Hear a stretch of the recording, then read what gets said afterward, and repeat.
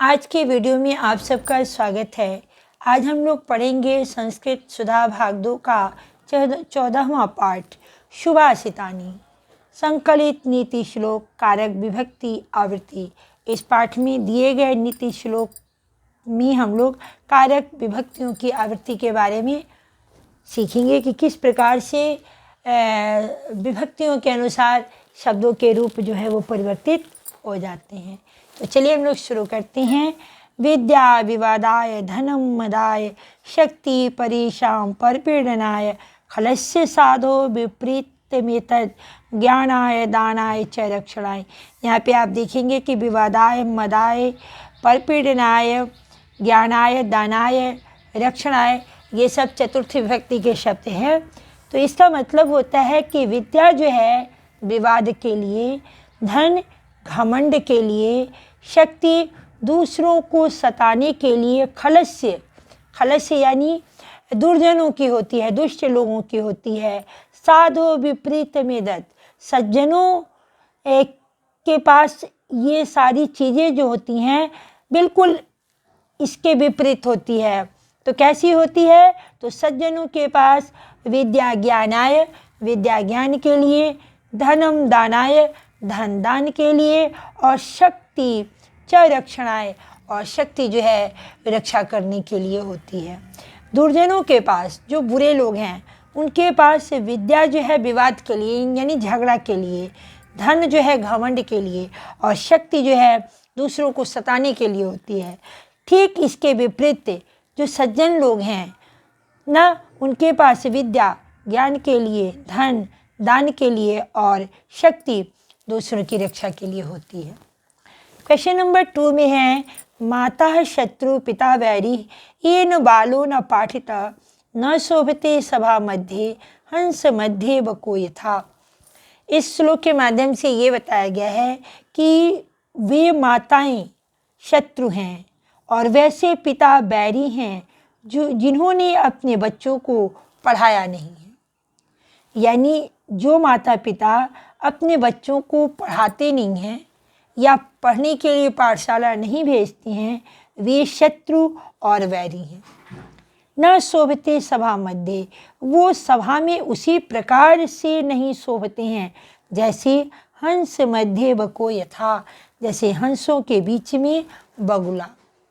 तो इस श्लोक के माध्यम से ये बताया गया है कि प्रत्येक माता पिता को अपने बच्चों की पढ़ाई का, उनके ज्ञानार्जन का समुचित प्रबंध करना चाहिए। तीसरा है सत्यम बुर्यात प्रियम बुर्यात माँ बुर्यात सत्यम प्रियम प्रियम च नानृतम बुर्यात ईशः धर्मः सनातनः। इस पंक्ति के माध्यम से ये बताया गया है कि सच बोलना चाहिए, सत्यम बुर्यात सच बोलना चाहिए, प्रियम बुर्यात प्रिय बोलना चाहिए, माँ बुर्यात सत्यम अप्रियम, लेकिन वैसी बात हमें नहीं बोलनी चाहिए जो सत्य हो और अप्रिय हो। अप्रिय सत्य नहीं बोलना चाहिए।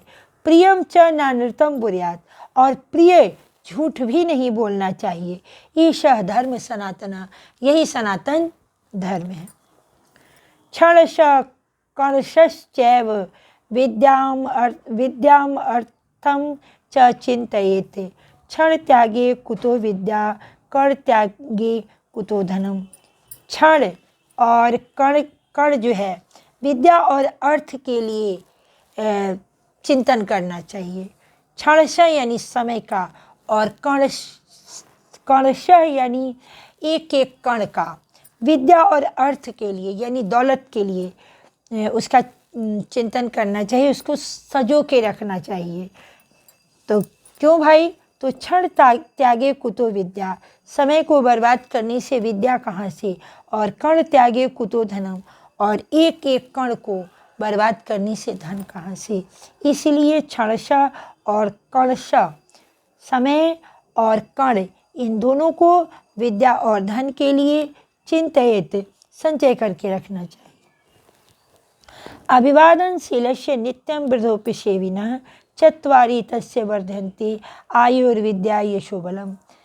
अभिवादनशीलस्य नित्यं वृद्धोऽपि सेविनः यानी अभिवादन करने वालों का कहने का मतलब है कि जो अपने से बड़ों का अभिवादन करते हैं, उन्हें नमस्कार करते हैं, प्रणाम करते हैं और हमेशा बूढ़ों की सेवा करते हैं, उनकी 4 चीज़ें बढ़ती हैं। चत्वारि तस्य वर्धन्ते, उनकी 4 चीज़ें बढ़ती हैं, आयु, विद्या, यश और बल।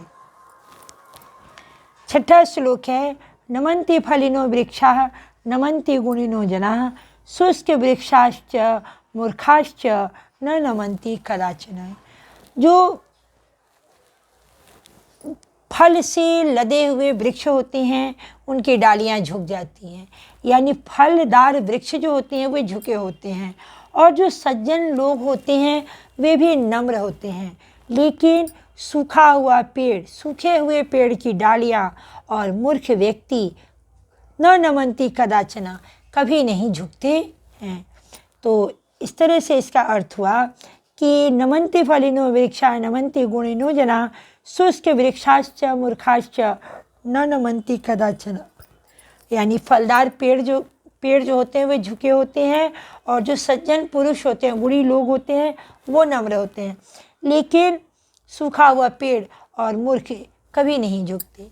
तो इस प्रकार से हम लोगों ने इस सुभाषितानी पाठ का हिंदी अनुवाद और इसमें विभक्ति कारकों की आवृत्ति के बारे में देखा। छात्रों से मेरा अनुरोध है कि आप इस पाठ के कठिन शब्दार्थों को अवश्य याद कर लेंगे, जिससे आपके लिए भाषा आसान हो जाएगी। और अब हम चलते हैं इस पाठ के अभ्यास प्रश्नों को देख लेते हैं। हमारा सबसे पहला प्रश्न है, अधोलिखितानां परस्परम मेलनम कुरुत। नीचे लिखे गए शब्दों को आपस में मिलाना है। तो क्षणशः, अर्थम, कणशः, सॉरी यहाँ पे गलत हो गया है, क्षणशः, ये क्षण जो होगा विद्या से होगा और कण जो होगा वो अर्थ से होगा। और नमन्ति फलिनो वृक्षा सत्यम बुर्यात, सत्यम प्रियम, सत्यम अप्रियम मा बुर्यात। क्वेश्चन नंबर 2 में है, निर्देशानुसार रिक्त स्थानानि पूर्यत। यहाँ पे जो निर्देश दिए गए हैं उसके अनुसार आपको रिक्त स्थानों की पूर्ति करनी है। विवादाय, विवाद और मद विवाद और मद, इन दोनों शब्दों का चतुर्थ विभक्ति के एकवचन में आपको इसका यूज करना है।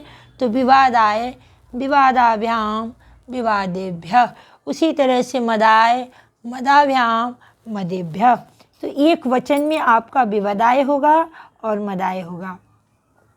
सप्तमी विभक्ति में सभा मध्य, हंस मध्य, सभा मध्य, हंस मध्य, तो सभा मध्य, हंस मध्य। अच्छा, उसी प्रकार से क्षण त्याग, कण त्याग का सप्तमी एकवचन में करना है। तो क्षण त्यागी और कण त्यागी, क्षण त्यागे कुतो विद्या, कण त्यागे कुतो धनम। और अगला प्रश्न है कि यहाँ पे सत्य और प्रिय शब्द का द्वितीय विभक्ति के एकवचन में प्रयोग करना है। तो सत्यम बुर्यात, प्रियम बुर्यात। क्वेश्चन नंबर 3 में हम लोगों को अशुद्ध शब्दों को शुद्ध करके लिखना है। परेशान, तो यहाँ पे दंत स है जो कि नहीं होना चाहिए, यहाँ पे मूर्धन्य श यानी प वाला श होना चाहिए। अभिवादन शिलस्य में ये तालव्य श दंत स है, जबकि यहाँ पे तालव्य श होता है। चत्वारी में री में दीर्घ ही है, लेकिन हरस्व ई की मात्रा रहती है। वृद्धोपसेविनः में आप देखेंगे कि व में हरस्व ई की मात्रा होती है, यहाँ पे दीर्घ ई की मात्रा दी गई है। वृद्धोपसेविना। शुष्क वृक्षाश्च, शुष्क में मूर्धन्य श रहता है, आधा क के साथ संयुक्त रहता है, और यहाँ पे च छ न होकर के क्षत्रिय वाला छ होता है, यानी शुष्क वृक्षाश्च। क्वेश्चन नंबर 4 में हम लोगों को उचित पदम, उचित स्तंभे लिखत, यहाँ पे ये शब्द दिए गए हैं और इन शब्दों को चतुर्थी और सप्तमी विभक्ति में लिखना है। तो सबसे पहले हम चतुर्थी विभक्ति वाले शब्दों को देख लेते हैं। ज्ञानाय, दानाय, रक्षणाय, परपीडनाय। अब सप्तमी विभक्ति वाले शब्द हैं सभा मध्य, हंस मध्य, क्षण त्यागी, कण त्यागी। क्वेश्चन नंबर 5 में हम लोगों को अधोलिखितानां पदानाम विभक्ति वचनम च लिखत, नीचे लिखे गए शब्दों के विभक्ति और वचन बताने हैं। तो परेशान षष्ठी व्यक्ति बहुवचन है, खलस्य षष्ठी व्यक्ति एक वचन है, साधो षष्ठी व्यक्ति एक वचन है, गुणिनः प्रथमा व्यक्ति एक वचन है, ज्ञानाय चतुर्थी विभक्ति एक वचन है, और हंस मध्य जो है वो सप्तमी व्यक्ति एक वचन है। और ज्ञानाय चतुर्थी व्यक्ति एक वचन, गुणिनः प्रथमा विभक्ति एक वचन, साधो षष्ठी व्यक्ति एक वचन, खलस्य षष्ठी विभक्ति एक वचन, और परेशान षष्ठी व्यक्ति बहुवचन है। इस प्रकार से हम लोगों ने इस पाठ के अभ्यास प्रश्नों को देखा। मुझे उम्मीद है कि ये वीडियो आप लोगों को समझ में आ जाएगा। मेरा प्रयास आपको कैसा लगा आप कमेंट के द्वारा बताएंगे।